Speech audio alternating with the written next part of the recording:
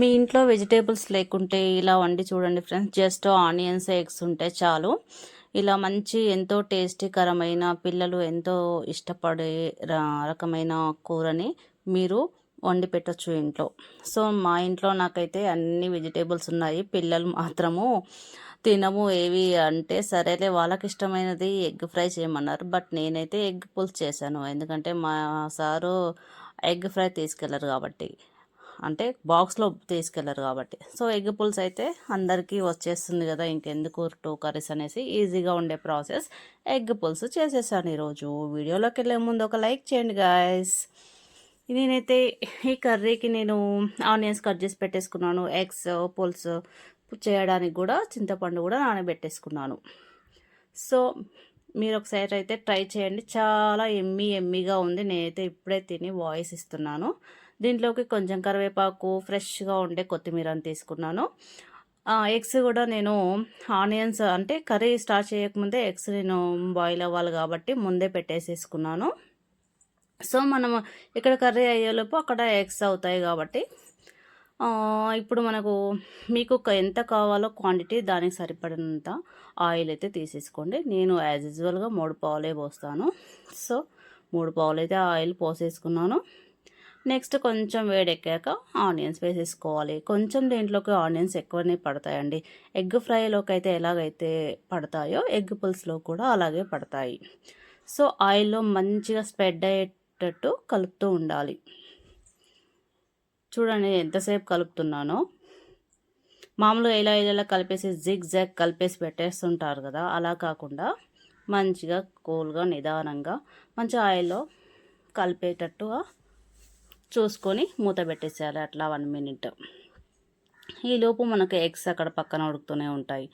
చూస్తూ ఉండాలండి 1 మినిట్కి ఒకసారి సిమ్లో పెట్టి వండాలి. సో ఇంకా మగ్గాలి కాబట్టి మళ్ళా ఒక్క 1 మినిట్, ఫ్యూ సెకండ్స్ అండి. 1 మినిట్ కూడా పట్టదు, జస్ట్ ఫ్యూ సెకండ్స్ అనమాట. ఫస్ట్ టైం చూసిన వాళ్ళు ఛానల్ని సబ్స్క్రైబ్ చేసుకోండి, ఒక లైక్ ఇవ్వండి, కామెంట్ చేయండి నచ్చితే. సో మనకి ఇక్కడ కొంచెం మగ్గినాయి.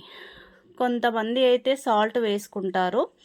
నాకైతే ఎందుకో ఏమో అంటే, నేను మ్యారేజ్ బిఫోర్ నుంచి కుకింగ్స్ చేస్తాను కాబట్టి నేను అప్పటి నుంచి ఎలా చేస్తానో ఇప్పటికీ అదే కంటిన్యూ, నో చేంజెస్ అనమాట. ఎందుకంటే టేస్టీగానే ఉంటాయి కాబట్టి కర్రీస్. దీంట్లోకి కరివేపాకు, కొత్తిమీర అయితే వేసేసుకున్నాను. ఇట్లా కొంచెం మళ్ళీ కలిపేసేసుకొని ఒక ఫ్యూ సెకండ్స్ అట్లా మూత పెట్టేసేయండి. ఆనియన్స్ మంచిగా మగ్గాలండి ఆయిల్లో, అందుకని. సో మగ్గిన తర్వాత మనము యాజ్ యూజువల్గా అల్లం వెల్లుల్లి పేస్ట్ వేసేసుకోవాలి. పచ్చి వాసన పోయేంత వరకు కలుపుతూ ఉండాలి. సో అది మంచిగా ఆనియన్లో మగ్గేంత వరకు. నెక్స్ట్ పసుపు వేసుకోవాలి. తెలుసునండి, నా కర్రీస్లో ఎక్కువ ఇంగ్రీడియంట్స్ యూజ్ చేయను. చాలా సింపుల్ రెసిపీస్ ఉంటాయి, టేస్టీగా కూడా ఉంటాయి. ఈరోజు చేసిన కర్రీ అయితే సూపర్గా అయ్యింది. బట్ ఎగ్గు లేనిదే ముద్దది కదండి. నేనైతే ఖచ్చితంగా 2 తింటాను అన్నం తింటే, ఎందుకంటే సరిపోదు, చిన్నగా ఉంటాయి కదా ఎగ్స్. బుక్కకి మా పాపకి నాకు కంపల్సరీ ఎగ్ ఉండాలి. మగ్గిపోయింది కదా. సో మనకు కావలసినంత కారం పొడి, ఉప్పు కూడా వేసేసుకొని కలిపేసుకొని మంచిగా స్ప్రెడ్ అయ్యేటట్టు, ఆయిల్లో స్ప్రెడ్ అయ్యేటట్టు, మాడద్దు అండి కింద. చూసుకుంటూ ఉండాలి, మాడిపోతే కర్రీ టేస్ట్ మొత్తం చేంజ్ అయిపోతుంది, టేస్టీగా ఉండదన్నమాట. సో మంచిగా కలుపుతూ అట్లా ఒక ఫ్యూ సెకండ్స్ మళ్ళీ కలిపేసి మూత పెట్టేసేయాలి.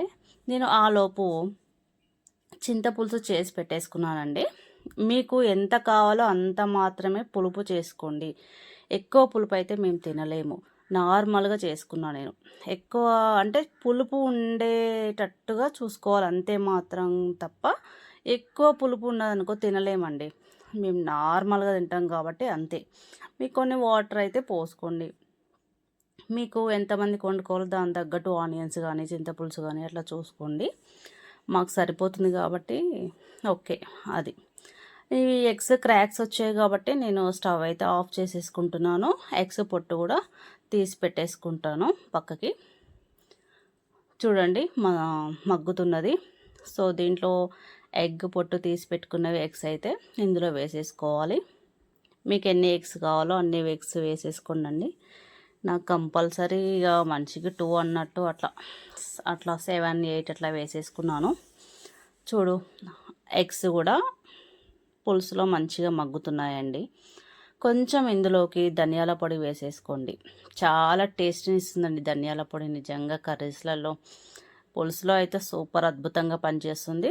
మీకు అన్ని మసాలాలతో కూడినటువంటి గరం మసాలా ఉంటుంది కదా, అది కూడా వేసుకుంటే వేసుకోండి. నాకైతే వద్దండి, గరం మసాలాతో టేస్ట్ చాలు బాగుంది. చూడండి ఇంకా కొంచెం చిక్కగా కావాలనుకుంటే కొంచెం మగ్గనివ్వండి. మీకు నాకు కూడా ఓకే. ఒక అట్లా ఫ్యూ సెకండ్స్ పెట్టేసిన మళ్ళీ చూడండి అయిపోయింది. మీకు లాస్ట్గా చివరిగా కొత్తిమీరతో కర్రీని గార్నిష్ చేసేసుకుంటే ఎగ్ పులుసు రెడీ. ఎంతో టేస్టీగా ఎమ్మీగా. ఫస్ట్ టైం చూసిన వాళ్ళు లైక్ చేయండి గాయస్, కామెంట్ చేయండి. Thank you guys.